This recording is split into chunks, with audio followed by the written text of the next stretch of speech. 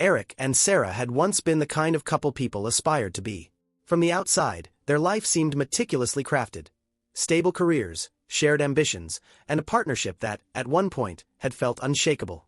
They were the couple who always had a plan, whether it was buying their first home, expanding their portfolio of rental properties, or taking their yearly vacations to quaint but not extravagant destinations. To everyone who knew them, they were living proof that hard work and teamwork could create a beautiful life. But sometimes, perfection is the easiest thing to fake. Their story had begun with a serendipitous moment at a beach volleyball tournament. They'd been strangers thrown together on the same team, their chemistry on the court undeniable. It wasn't just that they won, it was how they won, complementing each other's strengths and weaknesses as if they'd been doing it for years. From there, things moved naturally. Dates turned into shared dreams, and shared dreams turned into a life built brick by brick, seemingly unshakable. But over time, Sarah began to change, and Eric was the last to realize it. The first signs were almost too subtle to notice, like whispers carried away by the wind. She started taking a greater interest in things she'd never cared much about before. Designer brands, high-end dining, and the kind of lifestyle Eric had always thought they'd both agreed wasn't for them. She began to pull away, not physically at first, but in ways that Eric couldn't quite name. The evenings once spent laughing on the couch turned into quiet nights where she seemed distracted, her mind clearly somewhere else. Eric chalked it up to stress. Sarah's career in corporate law was demanding, and she often brought her work home with her. When she said she was tired, he didn't press. When she said she needed space, he gave it to her. After all, marriage was about patience, about weathering the rough patches together. What he didn't know was that Sarah had already started seeking comfort elsewhere. The turning point came during a charity gala, one of those high-profile events Sarah had started pushing them to attend. Eric had never been comfortable in those environments. The small talk, the clinking glasses, the sense that everyone was sizing each other up. Sarah, on the other hand, seemed to thrive there. She wore her confidence like armor, moving through the crowd with practiced ease, her laughter louder and freer than Eric had heard it in months. That night, she met Jason. Jason was the kind of man who left an impression. He was magnetic in a way that seemed almost calculated. Every word out of his mouth was smooth, every gesture purposeful. Unlike the more reserved professional Sarah worked with daily, Jason exuded a casual arrogance that bordered on charm. He was a venture capitalist, a man who lived for risks and rewards, someone who thrived in a world of power plays and extravagance. From the moment their paths crossed, there was an undeniable spark. At first, it was harmless, just another new connection made at a networking event. But Jason had a way of making people feel like they were the center of the universe, and Sarah, for all her independence and drive, wasn't immune to the allure. Their conversations grew longer, their encounters more frequent. Where Eric saw the life they'd built as a culmination of their hard work, Jason represented something entirely different, the life Sarah thought she deserved. Eric noticed the changes but didn't want to see them for what they were. Sarah started working late more often, her excuses growing less convincing with time. She became secretive about her phone, keeping it face down on the counter and silencing notifications. Even when they were together, she seemed distant, her laughter with him forced and her gaze often far away. Eric tried to convince himself that he was imagining things, that every couple went through rough patches. But deep down, he knew the truth was far less innocent. Their evenings together became quieter, more strained. Eric found himself asking the same questions over and over in his head. Was it something he'd done? Something he'd failed to do? He would catch Sarah staring out the window during dinner, her plate barely touched, and feel an ache he couldn't name. She wasn't there anymore. Not really. And the more he tried to reach her, the further away she seemed to drift. He didn't have proof. Not yet. But the signs were there, and they were impossible to ignore. Eric tried to adapt, convincing himself that Sarah's distance was temporary. He leaned into their routine, hoping the structure of their shared lives would bring her back. He doubled down on the little things he thought made a difference. Cooking her favorite meals, surprising her with weekend getaways, even rearranging his schedule to spend more evenings at home. But no matter what he did, it wasn't enough. Sarah's mind was elsewhere, and Eric's efforts were met with polite indifference. There were moments when he thought he glimpsed the woman he married, the one who laughed so hard at his jokes that tears streamed down her face, who held his hand tightly when they walked through crowds. But those moments were fleeting, and the Sarah who emerged afterward felt like a stranger. It wasn't just her growing coldness. It was the way she seemed to lose patience with the life they'd built. She started critiquing everything. Their home, their plans, even Eric's ambitions. The rental properties they'd once celebrated as stepping stones to a comfortable future became, in her words, a small-time hustle. The vacations they used to plan with excitement were dismissed as uninspired. She began talking more about the world out there, the lives of people who didn't settle for what they had but instead chased something bigger. Eric tried to brush it off. Sarah had always been driven, her ambition one of the things he admired most about her. Maybe this was just her way of processing the inevitable challenges of adulthood. After all, they both worked hard, and life wasn't supposed to be glamorous all the time. But then came the first undeniable sign that something was deeply wrong: her work trips. Sarah had always traveled occasionally for work, but recently, her trips became more frequent and far less predictable. She wouldn't just announce them last minute. She'd grow evasive about where she was going or why the meetings had to be in person. When Eric asked, her answers were clipped and defensive, often followed by a sharp, "Why are you so paranoid lately?" The late-night texts started soon after. At first, Eric told himself they were harmless, work-related, maybe. But he couldn't ignore the way she smiled at her phone, the way her face lit up in a way he hadn't seen in months. She began leaving the room to take calls, her voice low and hurried, returning minutes later with an excuse already on her lips. One night, after Sarah went to bed early, Eric sat in the living room, staring at her phone lying on the coffee table. A part of him wanted to grab it, to confirm the suspicions that had been gnawing at him. But another part, the part that still clung to the belief that Sarah could never betray him, kept him frozen in place. He hated what this was doing to him, how it made him feel like a stranger in his own marriage. Then came the charity gala, the event where everything started to unravel in ways Eric couldn't ignore. Sarah had insisted they go, reminding him it was important for networking and appearances.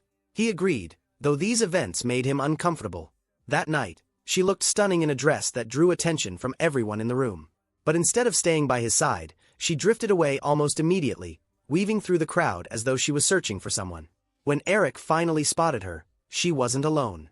Jason stood beside her, leaning in as he spoke. Sarah's expression was alive in a way Eric hadn't seen in years. She laughed, her hand lightly touching Jason's arm as though they were sharing some private joke. From across the room, Eric felt a sharp pang of something he wasn't used to: jealousy. He tried to shake it off, but the scene played over and over in his mind. That night, Sarah stayed up late, claiming she needed to catch up on emails, while Eric lay awake in their bed, staring at the ceiling. He felt like he was losing her, and for the first time, he realized he might not be able to stop it. The next morning, she was distant again, brushing off his questions with vague answers and hurried excuses. But Eric couldn't ignore the weight in the pit of his stomach, the sinking certainty that someone, was pulling her away from him. And he had no idea how to stop it. Eric's suspicions only deepened as Sarah's behavior grew more erratic. She spent more time away from home, throwing herself into what she called networking opportunities. Her explanations for her late nights became increasingly flimsy, filled with contradictions that left Eric questioning everything she said. He hated how paranoid he'd become, how he now noticed every little inconsistency in her words or her schedule. One evening, she came home wearing a new dress, one that Eric had never seen before. When he asked about it, she laughed it off, saying it was an old one she had just rediscovered. But Eric knew Sarah's wardrobe better than most husbands. She had never been one to hang on to old things. It was a small thing, but it gnawed at him, adding to the growing list of doubts. Then there was the credit card statement. Eric wasn't one to pry into their finances unnecessarily, as they both managed their money well. But one evening, as he was going over their shared accounts, a series of charges caught his eye. Expensive dinners at restaurants they had never visited together. Boutique hotels in cities Sarah claimed to have traveled to for work. Each line item felt like a small betrayal, a secret she hadn't bothered to hide. Eric wanted to confront her, to lay it all out and demand an explanation. But every time he thought about it, he froze. A part of him feared what she might say, feared the confirmation of what he was beginning to piece together. Confronting her would make it real, and once it was real, there would be no going back. Still, he couldn't ignore the signs forever. One Friday night, after Sarah left for another work event, Eric sat alone in their living room, nursing a drink and replaying the past months in his mind. He thought about the way she'd pull away when he reached for her hand, the way her smile never quite reached her eyes when she looked at him. He thought about the moments when he'd catch her staring at her phone, her expression unreadable. That night, he made a decision. If Sarah wouldn't give him the truth, he would find it himself. Eric was a software developer, someone who understood systems and how to navigate them. He had never used those skills for anything other than work, but now he saw a different kind of application. He started small, setting up a system to monitor their shared accounts more closely. It wasn't long before he discovered discrepancies, expenses Sarah couldn't explain away as work-related or harmless splurges. Next, he began to track her phone, not her conversations, but her location. It was easier than he'd expected. Sarah wasn't as cautious as she thought. What he found left him feeling cold. On nights when she claimed to be at the office or out with colleagues, her phone pinged from places that didn't match her stories. A rooftop bar downtown, a luxury spa an hour away, and most damning of all, Jason's neighborhood. The truth was staring him in the face. Undeniable now. Sarah was lying to him, not just about her whereabouts, but about everything. One evening, after another suspicious work dinner, Eric decided to push her gently, testing the waters. He casually asked about her evening, trying to read her body language as she answered. She offered a breezy explanation, mentioning a meeting with some clients and a long discussion about a new project. Her words flowed effortlessly, but Eric noticed the small tells, how she avoided meeting his eyes, how she fidgeted with her necklace. She was lying. Again. As she moved upstairs to take a shower, Eric sat frozen on the couch, his mind racing. He couldn't keep living like this, drowning in suspicion and uncertainty. He knew what he had to do next, even if the thought of it made his stomach churn. The next day, while Sarah was out, Eric went to her closet and searched through her belongings. It didn't take long to find what he was looking for. Tucked away in a bag she rarely used was a collection of receipts, spa treatments, hotel stays, and even a plane ticket to a city she'd never mentioned. Each item was like a dagger to the heart, confirming the betrayal he had hoped wasn't real. Eric sat on the edge of their bed, holding the evidence in his hands, his chest tight with anger and grief. He had given Sarah the benefit of the doubt for months, convincing himself that he was overreacting, that his fears were unfounded. But now, there was no denying it. Sarah was cheating on him. And the man she was cheating with was Jason. Eric sat in their bedroom for what felt like hours, the evidence spread across the bed like pieces of a puzzle he wished he didn't have to solve. He flipped through the receipts again, as though rereading them might change the reality they represented. But no matter how many times he stared at the plane tickets, the hotel invoices, and the spa bills, the conclusion was the same. Sarah had betrayed him.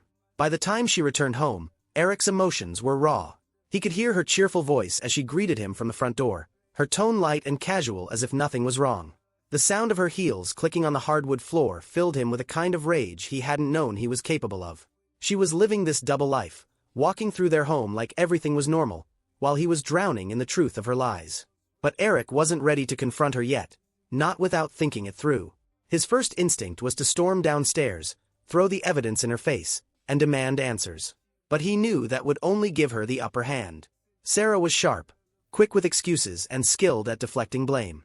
If he went in unprepared, she would twist the situation until he was the one apologizing. Instead, he kept his tone neutral when she came upstairs, asking her about her evening as if nothing had changed. She recounted her busy day, her voice steady and her expression calm, while Eric studied her like a stranger. Every word she spoke felt like another betrayal, each lie weaving itself into a web that was now impossible to untangle. Over the next few days, Eric put a plan in motion. He didn't just want answers, he wanted the truth, the unvarnished reality of what Sarah had been doing and for how long. He began to watch her more closely, taking note of her routines and the patterns of her lies. She claimed she was heading to another late meeting on Thursday, leaving the house dressed impeccably in a way that felt far too polished for work. Eric waited until she was gone before pulling out his phone. He had already set up a tracker linked to her car's GPS, a decision that had filled him with guilt but now felt like a lifeline to the truth. As expected, her car didn't go anywhere near her office. Instead, it headed downtown, stopping at a boutique hotel Eric recognized from one of the receipts. His chest tightened as he imagined what was happening inside. But instead of spiraling, he focused on what he needed to do next.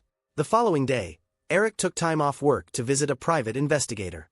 The man came highly recommended and listened patiently as Eric laid out his story. He handed over the receipts, the GPS logs, and the growing list of evidence he'd compiled, each item adding weight to the truth Eric could no longer avoid. The investigator assured him that he'd have definitive answers within a week. During that week, Eric barely spoke to Sarah. He couldn't look at her without feeling the sting of betrayal, couldn't listen to her without hearing the lies. She noticed his distance, of course, but seemed more relieved than concerned. She likely thought he was finally giving her space, unaware that he was gathering the last pieces of the puzzle. When the investigator called, his voice was calm and professional, but the information he shared was anything but. Not only had Sarah been meeting Jason at the hotel multiple times a month, but they had also been seen together at restaurants and private events. Events Sarah had told Eric were strictly work-related. The photos the investigator provided were the final blow. Sarah and Jason, sitting close at a candlelit table, her hand resting lightly on his arm. The two of them leaving the hotel together, Jason's arm around her waist. Sarah laughing, her head tilted toward him in a way Eric hadn't seen her do with him in years. Eric stared at the photos for hours, his heart breaking with every glance. This was it, the truth he had been searching for, laid out in undeniable detail. And now, there was no way to ignore it. That night, Eric waited for Sarah to return home, the folder of evidence sitting on the coffee table in front of him. When she walked in, he didn't smile or ask about her day. Instead, he gestured for her to sit down, his expression calm but cold. For a moment, Sarah hesitated, her cheerful facade faltering under his unflinching gaze. She sat down slowly, her eyes darting to the folder as though she already knew what was inside. "Eric," she began, her voice uncertain, but he raised a hand to silence her. Without a word, he slid the folder across the table, watching as she opened it with trembling hands. Her face paled as she flipped through the contents, her confidence crumbling with every photo, every receipt, every piece of evidence that laid bare her betrayal. Eric didn't say a word. He didn't need to. The truth was right there in front of her, and for the first time in months, she had no lies left to tell.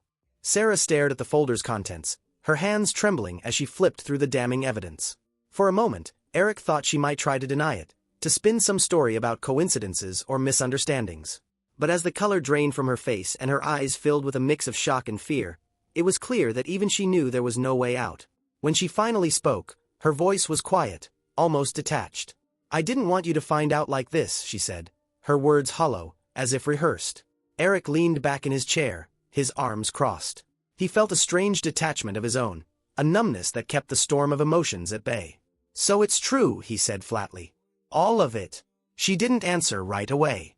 Instead, she closed the folder, placing it carefully on the coffee table as though trying to erase what she'd seen. But there was no erasing it, no undoing the betrayal that had shattered their lives. Finally, she nodded, her head bowing slightly as if in defeat. "Yes," she said.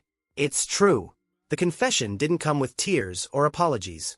It came with a kind of resignation that infuriated Eric more than any lies she could have told. She wasn't sorry. Not really. She was just caught. "Why, Sarah?" he asked, his voice steady but sharp. "Was it the money? The lifestyle? Or did you just get bored with the life we built together?" She flinched at the question, but her gaze stayed fixed on the floor. "I don't know," she said after a long pause. "It wasn't planned, Eric.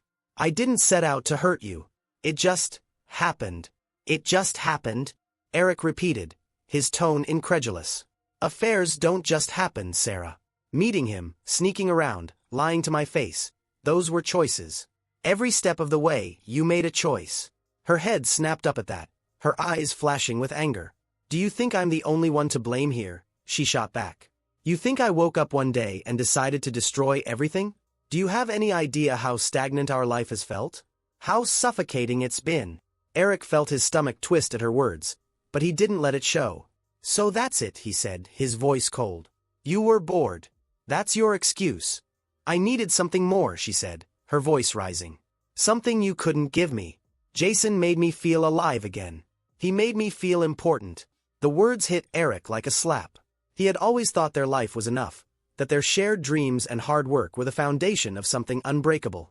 But now, it was clear that Sarah had seen it differently. "And what about me?" he asked, his voice low but steady. "Did you ever think about what this would do to me? Or was I just collateral damage in your search for excitement?" For the first time, Sarah looked genuinely shaken. Her confidence faltered, and she seemed to shrink under his gaze. "I didn't mean for it to go this far," she whispered. "I never wanted to hurt you, Eric." "But you did," he said, his voice firm. "You didn't just hurt me. You destroyed everything we built. Everything we worked for. And for what? For him." Sarah didn't answer. She couldn't. Eric stood, his hands clenched at his sides as he paced the room. "You made your choice," he said finally, his voice heavy with the weight of what he was about to say. "Now you're going to live with the consequences." Sarah looked up at him, her expression a mix of fear and defiance. "What are you going to do?" she asked. Eric stopped pacing, his eyes locking onto hers. "You'll find out soon enough," he said, his tone resolute. Without another word, he turned and walked out of the room, leaving Sarah alone with the weight of her betrayal. For the first time, Eric felt a sense of clarity. The pain was still there, sharp and unrelenting, but beneath it was something stronger, determination. Sarah had made her choice, and now it was Eric's turn to decide how this story would end. The days following Sarah's admission were filled with a strange, heavy silence. Eric and Sarah existed under the same roof, but they might as well have been living on different planets. Every interaction between them was cold, distant, and mechanical. Eric avoided speaking to her unless absolutely necessary, and Sarah, perhaps sensing there was no salvaging the situation, didn't push him. But even in the quiet, Eric's mind was anything but still. His thoughts churned relentlessly, replaying every moment from the past few months, now seen through the lens of her betrayal. Every late-night text, every unexplained work trip, every hollow excuse, it all clicked into place. He felt foolish for not seeing it sooner, for believing the lies when the truth had been right in front of him. What hurt the most wasn't just the affair itself, but the way Sarah had justified it. Her words echoed in his mind. "I needed something more. Jason made me feel alive." As if their life together, everything they had built over a decade, had been nothing more than a burden to her. Eric spent hours each night researching, planning. He didn't want petty revenge. No, this had to be precise, calculated. Sarah and Jason had taken something from him, and now he would take something back, something they wouldn't recover from. The first step was securing his own position. Eric reviewed their finances meticulously, ensuring that he had control over their shared accounts and assets. He contacted a lawyer, not to file for divorce just yet, but to understand his options. Knowledge was power, and Eric was determined not to be blindsided again. Sarah, for her part, seemed to retreat into herself. She stopped staying out late, her once frequent work trips ceasing entirely.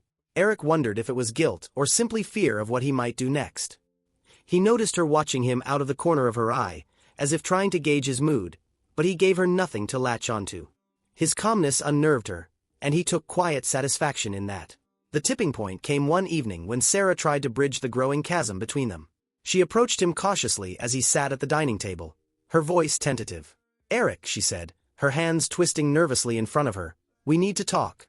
Eric didn't look up from the papers in front of him. "About what?" he asked, his tone devoid of emotion. "About us," she said, taking a step closer. "About where we go from here." He finally lifted his gaze, meeting her eyes with a cold stare. "Where we go from here," he repeated. "Sarah, where we go from here depends entirely on you. And from what I've seen, I don't think you're capable of fixing this." Her face crumpled at his words, but Eric didn't feel any satisfaction this time.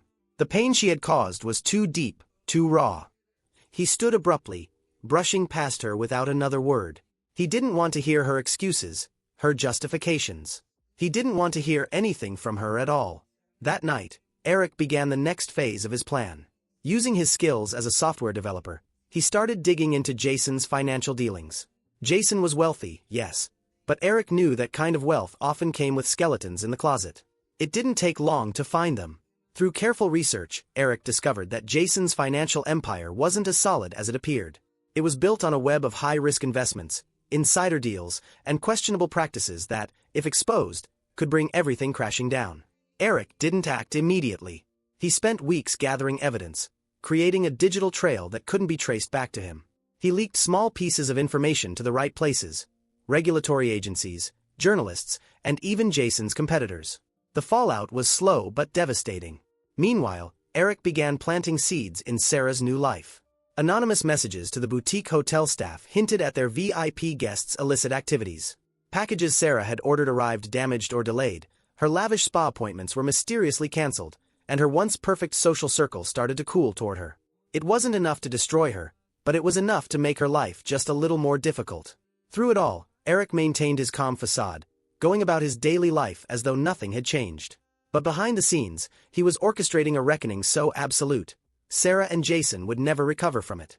And this was only the beginning. Jason's life began to unravel in ways he couldn't have anticipated. At first, the changes were subtle. Deals that had always been smooth suddenly hit snags. Key investors began pulling out of projects without warning, and rumors of regulatory scrutiny started circulating within his professional circles. These were small disruptions, but they were enough to plant the seeds of doubt in those who worked with him. Eric had been meticulous, ensuring that every move he made was untraceable. Using proxies and anonymous accounts, he leaked just enough information to cast shadows on Jason's business dealings. He didn't want to destroy him outright. Not yet. Instead, he wanted to destabilize Jason, to make him question the security of the empire he had built. The real blow came when Eric uncovered a particularly damning detail about Jason's investments. A key project Jason had been touting to investors, a high-profile real estate development, was riddled with financial irregularities. Eric found evidence of inflated valuations, questionable contracts, and insider deals that bordered on fraud. It was the kind of scandal that could destroy reputations and attract the attention of regulators. Using the same network of anonymous channels, Eric ensured that this information reached the right people. An audit was triggered, followed by an investigation. Jason's carefully curated image of success and confidence began to crack under the weight of scrutiny. Eric wasn't done. Through a network of contacts, he managed to feed information to one of Jason's closest competitors, a rival who had been waiting for an opportunity to take Jason down. Armed with Eric's leaks, the competitor launched an aggressive campaign to poach Jason's clients and investors. The effects were immediate. Deals that Jason had been counting on fell through, and partnerships that once seemed rock solid began to dissolve. Jason's financial empire, which had seemed so impenetrable, was now a house of cards teetering on collapse. Sarah wasn't immune to the fallout. Her newfound life of luxury, funded by Jason's wealth, started to lose its shine. The lavish gifts stopped arriving, the expensive dinners became less frequent, and Jason's once charming confidence turned into frustration and anger. Eric watched it all from a distance, feeling a sense of grim satisfaction. This wasn't about petty revenge. It was about balance. Jason and Sarah had taken something irreplaceable from him, and now he was taking something just as valuable from them. But Eric wasn't satisfied with merely watching Jason's financial world crumble. He wanted something more public, something that would make Jason and Sarah feel the weight of their actions in front of the world. He began planning his next move, a public humiliation that neither of them would ever forget. Eric's plans had been unfolding quietly, almost invisibly, but now it was time for something louder, something that would ensure Jason and Sarah's humiliation wasn't just personal but also public. The perfect opportunity presented itself when Eric learned about an exclusive yacht party Jason was hosting, a gathering of high-profile investors and potential clients. The party was Jason's attempt to regain footing after the series of professional setbacks he'd recently faced. Eric began putting his plan into motion. He contacted a group of creative pranksters he'd worked with years ago on a tech project. Their specialty wasn't just harmless pranks. They excelled at designing elaborate, reputation-destroying spectacles. With their help, Eric crafted an intricate scheme to turn Jason's party into a public relations disaster. The first step was information. Using contacts and proxies, Eric obtained the guest list for the event. These weren't just Jason's friends or colleagues. They were power players, bankers, investors, influencers. The kind of people whose opinions could make or break someone like Jason. Eric sent anonymous messages to key attendees, each containing snippets of Jason's financial misdeeds. The messages were carefully worded, hinting at a scandal without revealing too much, ensuring that curiosity would bring them to the party. Alongside these messages, Eric hired an actor to pose as a disgruntled former client of Jason's, a man with a believable story of being defrauded out of millions. The day of the yacht party arrived, and Jason was in full showman mode, working the crowd and charming his guests. Sarah was there too, her arm looped through Jason's, playing the part of the supportive partner. She wore a radiant smile, but Eric could see the cracks beneath it. As the evening progressed, the tension Eric had orchestrated began to build.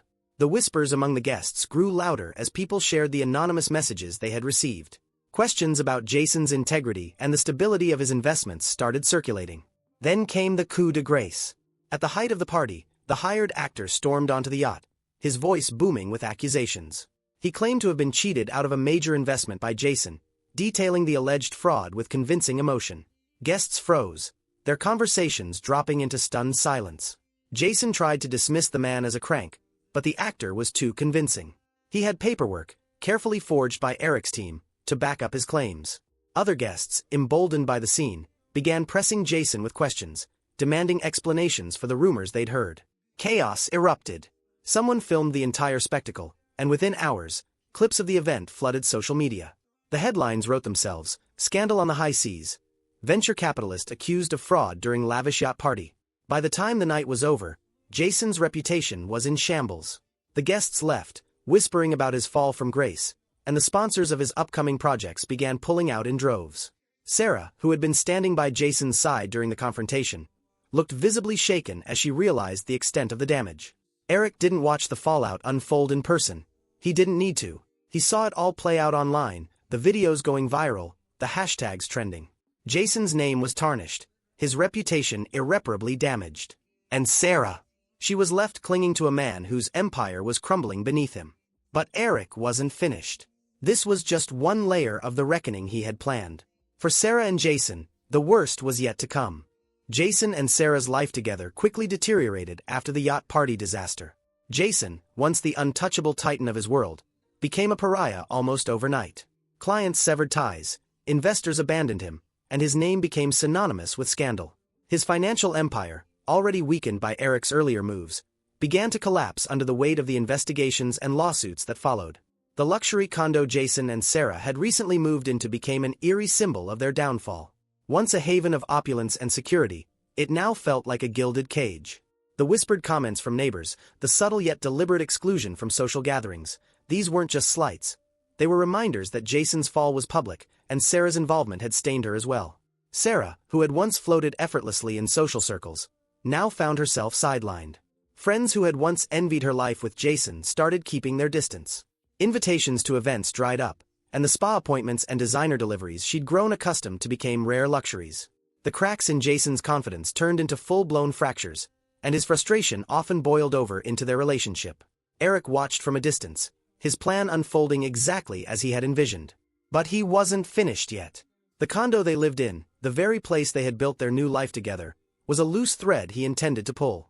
Months before, Eric had anonymously purchased the rights to the condo's mortgage through one of Jason's smaller creditors, who had been eager to offload the debt at a discount. It was a calculated move, one that ensured Eric now had control over one of Jason's last significant assets. When the notice of foreclosure arrived, Jason and Sarah were blindsided. Jason scrambled to secure funding, reaching out to every connection he had left, but Eric had already anticipated this. Subtly, he had ensured that no one in Jason's network was willing to take the risk of backing him. Sarah, who had grown increasingly desperate, attempted to reach out to Eric. She called late one evening, her voice cracking under the weight of her emotions. "Eric, please," she said. "We can't lose the condo. Just tell me what you want. We'll figure something out." Eric's response was calm, almost emotionless. "You made your choices, Sarah," he said. "Now you live with them." The foreclosure process moved swiftly. Within weeks, Jason and Sarah were forced to vacate the condo. Eric hadn't just taken their home. He had taken the illusion of stability they had clung to. On the day they moved out, Eric stood nearby, watching as the last of their belongings were loaded into a moving truck. Sarah caught sight of him, her face a mixture of anger and despair. For a moment, their eyes met, and she seemed on the verge of saying something. But then she looked away, climbing into the truck without a word. As the truck pulled away, Eric felt an unexpected sense of closure. It wasn't joy, not exactly, but a deep, quiet satisfaction. The life they had stolen from him was now rubble beneath their feet. But Eric wasn't done rebuilding his own life. He had plans for his future, plans that didn't include Sarah or the wreckage she had left behind. This was only the end of one chapter. The rest of his story was just beginning.